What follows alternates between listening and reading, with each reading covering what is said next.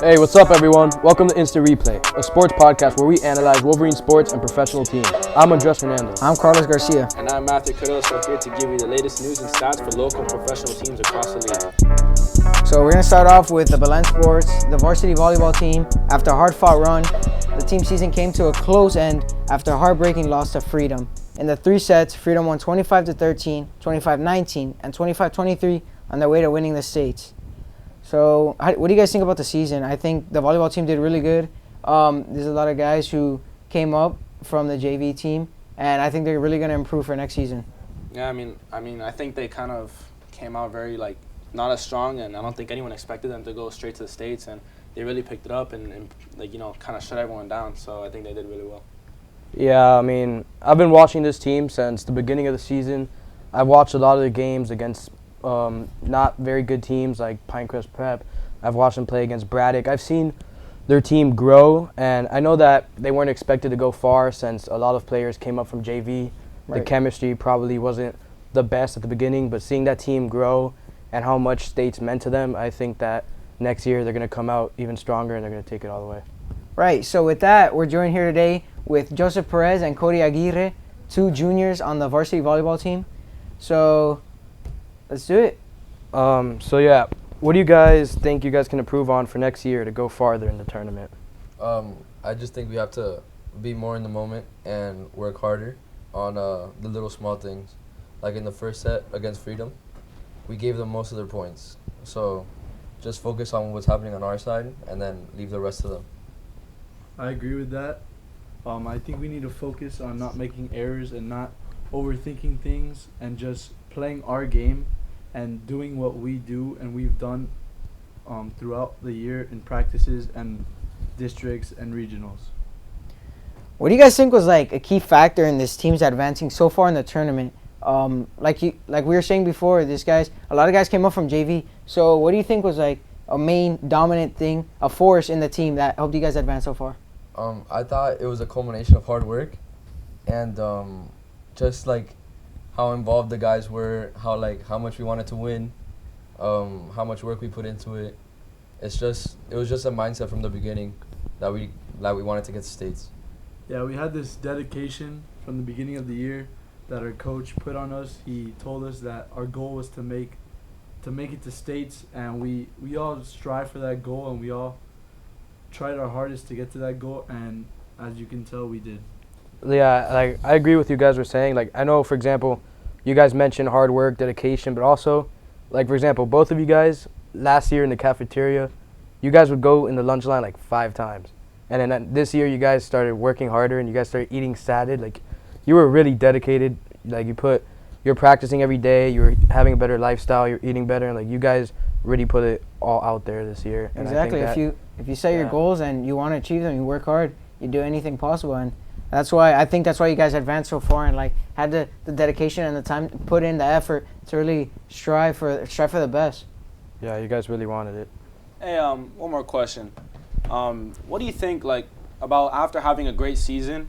Now you're losing seniors that were on the team. What do you expect for next season?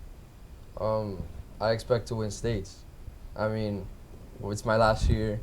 We have 11 seniors coming back next year. We all expect to win states next year. Although we did lose 3 of our starting seniors, we do have upcoming juniors and other players that we had on this team that didn't get time to play to replace them. We have Chris Kalemic, we have Diego Fejo, we have a bunch of other players that will help us get to what we want, and that's to win states, win it all. Nice, thank you guys. Moving on now to Belen baseball. The varsity baseball team is going to face off against Pembroke Pines Charter tonight in the regional quarterfinal. I think Belen could take this one very easily. I think Christian Iroa really stands out on the offensive side. He's been putting up great numbers, a lot of home runs. He's been driving in runs with his RBIs, leads the team in RBIs and home runs, so he's a very big offensive threat. And I also think that Alejandro Torres is going to lead the team in pitching, and it's just going to be good for the Wolverines this game. Yeah, Belen's last 2 games, they played against Terra, and they won off a walk-off, that was pretty cool. And then the game against Doral, unfortunately, they lost that one. But they are still competing. I think a big part tonight. The pitching, yes, Ale Torres and maybe some relievers coming off. But Dorian Gonzalez, man, everybody talks about Iroa. He's really good, but Dorian is kind of seen as like the overlooked guy. I think he has like 24 RBIs. He may have a little bit more. But he's a sophomore. Yeah. He's really good. I think, and especially starting on the varsity baseball team, which is a really tough sport. I think that he's gonna be a heck of a player. Yeah, it was just kind of unfortunate how we lost to Doral. I mean, we were supposed to come out very strong against Terra because they're not that very good of a team if you compare them like numbers-wise towards Belen varsity baseball, and we won barely by a walk-off. So I'm hoping that we can look back and what we did wrong in those 2 games and come back stronger against Pembroke Pines Charter. Yeah, I agree. Dorian and Christian Iroa, in my opinion, they're going to come out and they're going to hit some dingers. Yeah, man. I mean, Belen on paper, they have a very good lineup. So I think if everybody plays to the best of their abilities, I think we can match up with top teams. The NBA draft lottery is tonight at 8:30. This year, we know there's new rules. The top 3 teams with the worst records in the league, they all get an equal 14% chance of getting the first pick. Right. This year, you got the Knicks, the Suns, and the Cleveland Cavaliers. Either one of them could get the first overall pick. I know our Miami Heat, we're projected to get the 13th pick. We have a 90.6% chance of getting the 13th pick. Do you guys think that's a good thing? Or? Yeah. Also with this new rule, it kind of changes perspective on the whole thing where, everyone's racing to get that last overall record in the league just to get that first overall pick, the best chance. Now, I mean, it's not that much stress, like, going to get losses, kind of like taking all these losses. Like, as long as you're top, like, worst 3 teams in the league, you're all getting the same percent of chance. So, I mean, it's not that stressful anymore to get that last place in their conference. Yeah, I mean, you just got to be in the top 3 in terms of having the worst record. Like I said, 14%, that's a pretty big chance of getting the number one overall pick. You can have guys that change the franchise like Zion Williamson, John Morant, RJ Barrett. Those guys are game time players. They will make plays for your team. So I think it's gonna be nice tonight, seeing who picks, who's gonna get what pick. I think it's gonna be the Knicks number 1 overall, Suns 2, and Cavs 3. But do you guys think that with Miami Heat, the 13th pick, if we get the 13th pick, are you happy with that, or do you think that? Yeah, I'm actually very excited this year because this is actually one of the few years that we actually get a draft pick in the top 14. So I'm actually very excited to see who we can get. We can actually get a top prospect. In my opinion, I think if we do get the 13th pick, Kevin Porter would be a really good asset. Bobo might be available, but if we do, in the event that we do keep Hassan Whiteside, Bobo would be a nice backup. But like, there's not really a point of having 2 great backups. 2 great centers if one's just going to be sitting on the bench the other half of the game. I think that, our guards are weak, especially the loss of Dwayne Wade after the season. Kevin Porter, shooting guard, would be very valuable to us. Yeah, I think especially since Dwayne Wade retired this year, I think this is going to be one of the years that Miami Heat has to rebuild and to take a step forward in what the program's trying to do. So I think with the 13th overall pick, that's a good solid mid-first round pick. I think the big man out of Gonzaga, Rui Himichari, or whatever his last name is, I think he would be a really good pick also. Like we said, Bobo, Kevin Porter, those guys are really good too. I agree with you guys said, but like when you see the 13th pick, it obviously doesn't sound like, oh, the 13th pick is that good. But when you think about it, in 2015, who was the 13th pick? Devin Booker. Look at him now.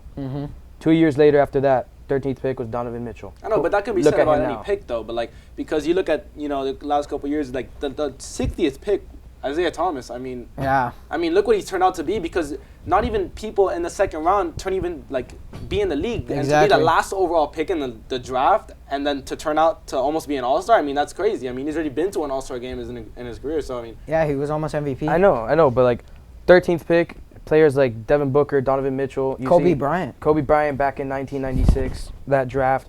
Like, there's been history with the 13th pick. So, like, as bad as you may think it is because it's at the end of the lottery, that pick has had history. It's honestly a lucky number 13. So, whoever we get, I think is going to be a solid player. I think we're going with Romeo Langford. Indiana guard. Yeah, he's honestly, like how you said, Wade retired, and how we have Dion Waiters with all his injuries. He hasn't been that exciting of a acquisition to the team since we signed him.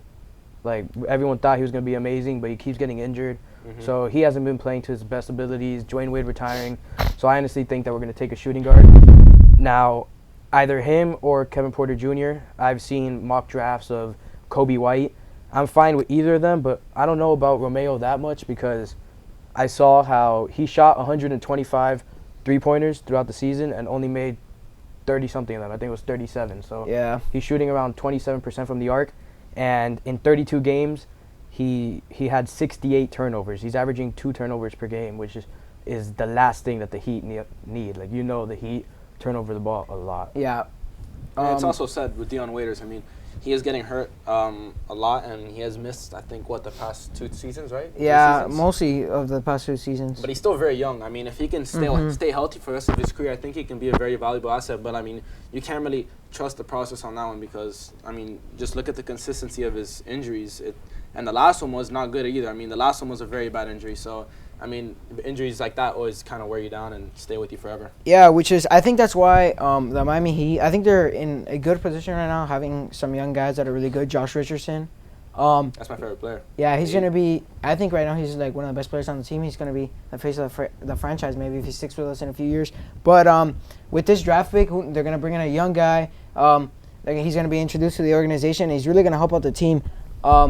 So I think the Miami Heat are going to be in a good place for the years to come. Yeah, I'm also really excited for the NBA's next season. I'm really excited to see how Zion Williamson tapes out. Once Zion comes into the league, either the Knicks, Suns, or Cavs, whichever one gets the first pick, I think it's going to be obvious. Whichever one gets the first pick is taking Zion. Whichever team gets him, I'm really excited to see how Zion shapes out in the league. I think he's going to be a very exciting player because I watched him in the NCAA and, he went crazy. He was doing stuff that we haven't seen in a long, long time, and I'm hoping that he lives up to the hype. I think he's gonna live up to the hype. I think he's gonna be the face of the league in years to come. He's 6'7", 285 pounds. If you can't leave him open because some people think he can't shoot. He actually could shoot. He bullies his way to the paint. He's good. Name someone who's 285 pounds and as athletic as him. I mean, no one. The closest person to him, weight-wise, is Boban Marjanovic, and I mean, that is crazy. I mean, that guy's literally a truck, and you can't stop him. You can't get in his way, and he's literally just gonna jump right over you. I mean, his vertical is insane, and he's gonna weigh almost twice as much as you. Yeah. So now, what a wild weekend for the playoffs. Let's talk about Kawhi Leonard. Game winner, man. That was crazy, man. Yeah. I'm speechless on that game shot. That was nice. I know a lot of people. I've heard they say Kawhi is a system player. When he played with the San Antonio Spurs, when he got traded to Toronto, they said that he wouldn't be as good, that it was all the Spurs system, Greg Popovich as the coach, best coach in history. But what you saw in that game on Sunday, he literally he put the team on his back. He played ISO the whole game, dropped 41 points, and that game winner was honestly beautiful. I remember watching it. Marc Gasol is passing the ball in with 4.3 seconds left. And the way that Kawhi created space, he bumped into Ben Simmons to stop Ben Simmons from defending him. Because if he didn't do that, he wouldn't have any space to quickly turn around. And you know how they say that for each second you can take one dribble? Yeah. He had 4 seconds. If you rewatch that play, he took 4 dribbles to the right corner with the fadeaway over Embiid, and he had to shoot it super high. It was like a super lucky bounce. Super quiet. That super quiet. Like, I remember watching on TV. It was like Kawhi for the win, and then it was quiet for like 3 seconds, and then finally goes in. He got the shooter's bounce. Yeah, it was really. It almost reminds you of, guys, remember Luka's game winner? Oh yeah. That was crazy in the corner where he only had like 0.7 seconds versus left. the Blazers. Yeah, and he shot that one to the top of the arena and just went in. But this was the first game winner in a Game 7 in NBA I know. History. I'm just saying, remind me of it. Yeah, I get you.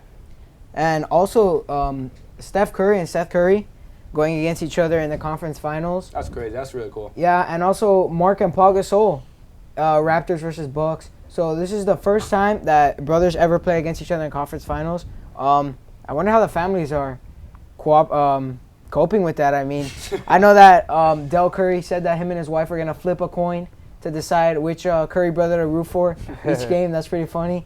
Marc Gasol, Paul Gasol, obviously very good Spanish players.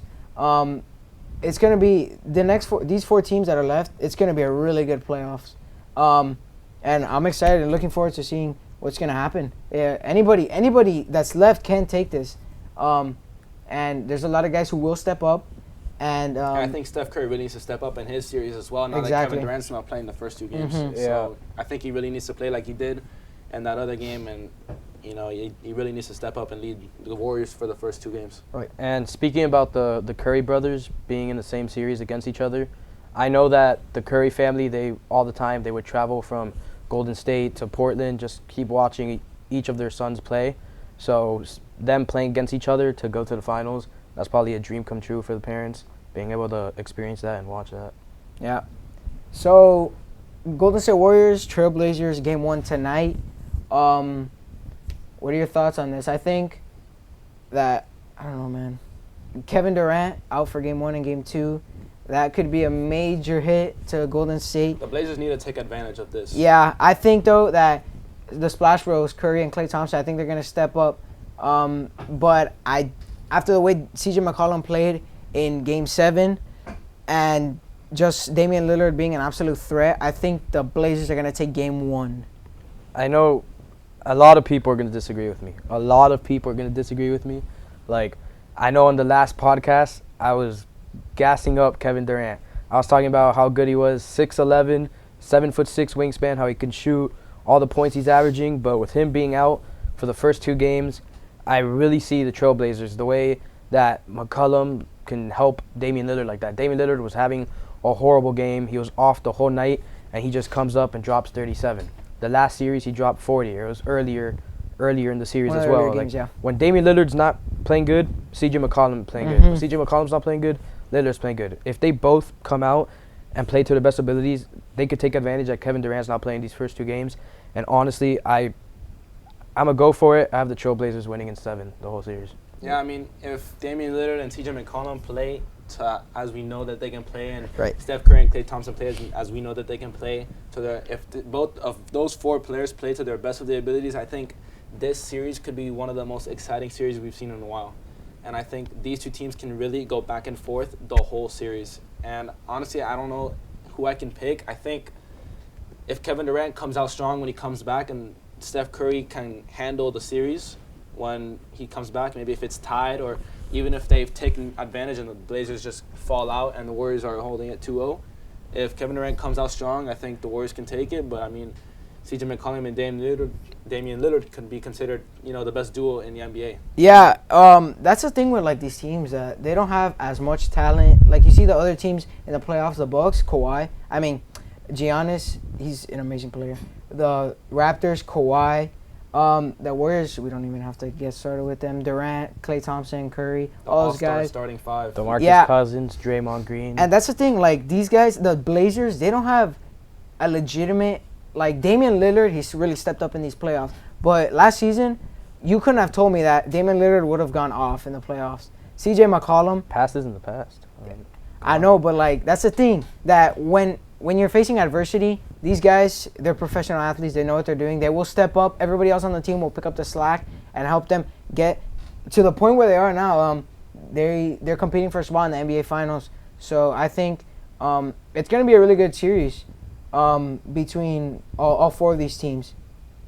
I know everyone's gonna say Golden State taking it, but I'm tired of seeing top players in this league not winning rings. Right. You go back, Charles Barkley, Patrick Ewing, right now Chris Paul, Allen Iverson, they never win Russell rings. Westbrook. I'm telling you, I don't know why. I feel like now it's Lillard time. It's Dame time. He's gonna win a championship. I'm going for it. Yeah, I do agree with you. I do think that Damian Lillard has a chance this year. It's now or but never. It's gonna be tough. It's going to gonna be really easy. tough. It's Now- not gonna be yeah, easy. Yeah. But They have all the momentum going into this series. That's all I can say. They have all the momentum going into this series after these last couple of games of the way their 2 superstars have been playing. Because the Blazers, they have Damian Lillard and CJ McCollum, who are up there, right? And then the rest of their team is just a lot of above-average players, which really boosts them. Yeah, solid so when players. The next guy up would be like Enes Kanter. Evan or Turner, Nurkic, you know what I mean? Nurkic, Unfortunately, yeah, he's hurt. But yeah, guys like that, like that you know them, Seth Curry. but they're not exactly. He has a better 3-point percentage than Stephen Curry. They're not all-stars like the Warriors exactly. have it, but they're they're above-average players. Right. So now moving on to the NFL, let's talk about the Dolphins, man. rookie camp started this week. The Dolphins, I think they had really good picks in terms of the draft. But who do you guys think is gonna stand out? Christian the Wilkins, Dolphins? D-line from Clemson, beast. Yeah, I think he's gonna immediately get put in the defense. I think he's gonna make a huge impact. The Dolphins, they had, I think they were ranked 30th last year in sacks or defensive efficiency. So the Dolphins, obviously, they're struggling, which is why the smart pick at Christian Wilkins. So I think, yeah, he's gonna make a really big standout. And in terms of like Dolphins, who is like stars, is there anybody that really is gonna catch the attention this year? I think if they play Josh Rosen, it's gonna be a quarterback battle. I say battle between him and Ryan Fitzpatrick. But I think the Dolphins, I think they're gonna be confident in starting Rosen. Maybe he can get us a few wins. Yeah, I mean, I really hope, because the Dolphins have had huge quarterback struggles the last couple of years. Yeah. And I think that has been, even though we've only had a average defense and below average a couple of years, our offensive line has been struggling a lot, but it looks like it's getting better. Yeah. I think the huge downfall the Dolphins have had the last couple seasons was the quarterback position. Yeah. And I think Without the a doubt. mistake was believing that Ryan Tannehill could be our franchise quarterback, and it did not work out, obviously. He's gone now, so I mean, we have to start over. We have to go back to the drawing board and just think about what we're gonna do now about the whole quarterback and the franchise quarterback situation, so we can get them. Next year is it's like the year of the quarterback in the Yeah. NFL draft. There's a ton of guys coming out: Tua Tagovailoa, Alabama, Justin Herbert, guy from Oregon. I think those are guys who will be able to change franchises. So it's all depending on how the quarterback plays this season for the Dolphins. Maybe the front office is looking to draft a guy next year to back up Rosen, or to possibly compete. We all gotta see, man. We gotta wait and see how Josh Rosen plays this out. Yeah, I do see that in the future, in the next couple drafts, the Dolphins will be looking for quarterbacks. But as of right now, for next year, Josh Rosen and Ryan Fitzmagic, I know that them together, there's gonna be a lot of competition. They're both gonna be trying their best to be the starting quarterback. So I feel like at the quarterback position, it will be an improvement from last year, but they definitely do need to invest in a quarterback in upcoming drafts. Yeah, I mean, in my opinion, Jay Cutler, anything's an improvement from Jay Cutler. But yeah, I mean, I do think the Dolphins need to make moves in the free agency market. They can't be just like, just relying on the draft every single year, because how many people are you drafting every single year that's going to be Right. useful to your team. Mhm. You can't just be relying on the draft, hoping you get decent 4th, 5th round picks, and then a good 1st round pick, and then so forth. Yeah, because what are the odds that like those 4th, those 5th rounders are gonna actually develop and turn into like very good players that will stay on your roster for 4, 5, 6 years to come? And I think that's where the Dolphins really struggle in their draft picks, I guess. Yeah. But we just gotta wait and see, man. I like the trade for Josh Rosen. That was very good. Yeah. Obviously better than Ryan Fitzpatrick. But yeah, we just gotta see where this team is heading and what direction. They also need wide receivers. I mean, Kenny now Stills is your best wide receiver. Now that Landry is gone as well. That's depressing. I'm also very excited to see the Browns. The Browns look, they've made an improvement. Yeah. I mean, going from no wins, and then I think I can project them now at probably 10, 11 wins. Yeah. Yeah. I could see them making the playoffs. I think they're as gonna well. go 10-6. Bro. They're gonna be neck to neck with the Ravens in terms of winning their division, but I don't know. It's gonna be really. The Steelers, they're very good, but I think they just had a lot of off-season drama. Yeah. So it's gonna be really hard. Sorry. All that drama's gone. I know, but like I don't know. We just gotta wait and see, man. This the season's gonna be super interesting. Yeah. And then also with the Browns, you got the 2 superstar wide receivers. That Landry young and quarterback. Odell, Baker Mayfield. Yeah. Baker and then you also have Mayfield. that controversial pickup. Kareem Hunt. Yeah. Mayfield. I mean, Hunt. even though like if we just put aside, Kareem Hunt's social like off the field. Yeah, if we events, look at them on paper, exactly, they're a very talented NFL team. Yeah. Yeah. You have a threat all over the field. I mean, you have a spot on quarterback. Baker. You have 2 receivers that will not drop the ball. Jarvis Landry. I mean, Odell, but the only thing is that these 2 receivers And are they're tight so end. used. Yeah, and They're then tight end Njoku from from UM, Mhm. University of Miami, baby. Yeah, and then but the thing is, you have to look at it is that the 2 wide receivers they have now are so used to having the ball in their hands almost every single possession. They need to find a way to balance those possessions out. And I don't think that's going to be a problem because both the guys that went to LSU, they're best friends. Yeah. They've been wanting to play with each other. They've been planning this out. So I think that one will be willing to sacrifice to see the other one succeed and see the team in general succeed. Yeah. Their defense is also really good. Mhm. Yeah. In this draft, another LSU product, Greedy Greedy Williams. Williams. Mhm. Second round steal. Yeah, Yeah. for sure one of the best players in the 2nd Mhm. round. I know teams like the Steelers really wanted him, but, it happens. All right, so let's move on to baseball now. We got the Marlins. Let's talk about the Marlins. All right, so they face off tonight against the Tampa Bay Rays. Since the last podcast we've had, they've won 1 game. That's pretty bad. What's their record? They're 11 10 and wins. 20. I think they're 10. Oh, yeah. They're 10 and 29. That's yeah, depressing. Mhm. that's very. We're officially the worst team in baseball still. Thanks, Jeter. Yeah, I mean, I don't know. I don't have much to say about the Marlins. I think I said everything last episode. Yeah, it's been really tough, man. The only positive thing coming out of the season is Caleb Smith. I mean, we score runs occasionally, but it just comes down to the pitching, man. Like, the pitching has been horrible. Yeah. And that's where one of the aspects where this team struggles. But I think the fatal blow to the organization was when letting go of Giancarlo, Marcelo Zuna, and Christian Yelich. Yeah. That's tough. That was You have to come back from that as well. I mean, 3 all-stars in your outfield, and those guys really picked up the slack for the team. and it's not like they were vets either. I mean, I can see Giancarlo Stanton kind of being a vet, Mm-hmm. but Yelich is Yelich young. and Ozuna were so young. Yeah. And D. Gordon as well. So. Exactly. D. Gordon, we let him go to the Mariners. He was a guy who's pretty good at batting, and his defense, his efficiency rating was very good. Yeah. Also JT Realmuto. Exactly. That To was the Phillies. that guy. He was the catcher. He was gonna be our future. But Now we another have Jorge Alfaro. another off-season front office mistake that unfortunately the Marlins keep making. And it's not even like, we just traded our franchise catcher to a team in our same division. Like, I can understand why you're getting rid of him, but I'm sure there were other, prospect teams that we Right. could have traded. Because, Mhm. I mean, it's not like you're helping yourself by trading, your franchise catcher to another team that's going to be going against you. I mean, Exactly. the Phillies, on paper, could probably be the best team in baseball, Hmm. right? You would agree? Yeah, on paper they have. Yeah, I mean, Bryce Harper, Reese Hoskins, I mean, Mhm. those guys look good. Those guys look really good. Yeah. Also, the Yankees, they're not putting up great numbers, but like they're still they could have probably the best outfield. Mhm. Giancarlo Stanton and Aaron Judge matched up together. Yeah. Facts. Orioles as well, worst team, one of the worst. One of the worst teams. teams. I mean, They're they used to be standing out, in the league, and yeah, I remember. I think it Chris was Davis. 2 seasons ago. Chris yeah. Davis hit 45 home runs. Yeah, now what is he doing? I don't even know. Now he has the record for 60 at bats without a hit.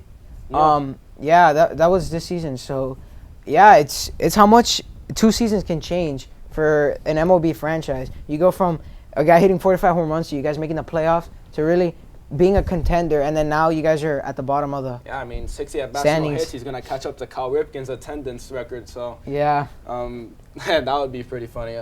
So we also got the Rays tonight. I don't think the Marlins can take a game this series. Nope. The Rays basically have the opposite record of the Marlins. They're 24 and 15, coming out very strong in the beginning of the season. And if they keep it up, they can obviously be a contender for the World Series, I believe. For sure. So I don't think looking to the future, do you see anything with the Marlins? Man, it's gonna be tough. I mean, I think the Marlins are in a really deep hole right now in terms of their organization and getting players that will produce on a nightly basis. But I don't think, man. I think this is gonna take like 4 or 5 years for them to recuperate. Yeah, I mean, I'd like to see what happens because we kind of did get we did kind of recuperate from the Jose Reyes team. Mm-hmm. We ended up getting the Giancarlo Stanton, Christian Yelich. We ended up getting those prospects, guys. and then they ended up. But then we end up, letting it's them almost walk. like a cycle. You know what I mean? Mhm. Like you kind of see the cycle kind of. Yeah, you get good players, use them for 2 years, then you let them walk. What about the Boston Red Sox?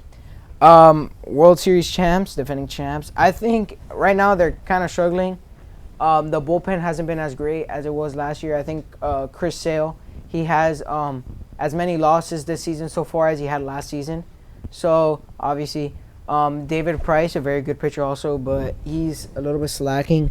I think the hits, they're a very good hitting team when they come out and they play, but right now, man, they're just. Yeah, I mean, they're a really good team. I think, it's still early in the season because does baseball have the most games in the season, right? Yeah, 182. Yeah, so, I mean, they still have a long way to go. We've only played like 40 games this season, so, I mean, you might have not have started off like strong, but like, with only 40 games played, that's barely ending the season. So you still have a long way to go, pick up, what needs to be done and fix your mistakes.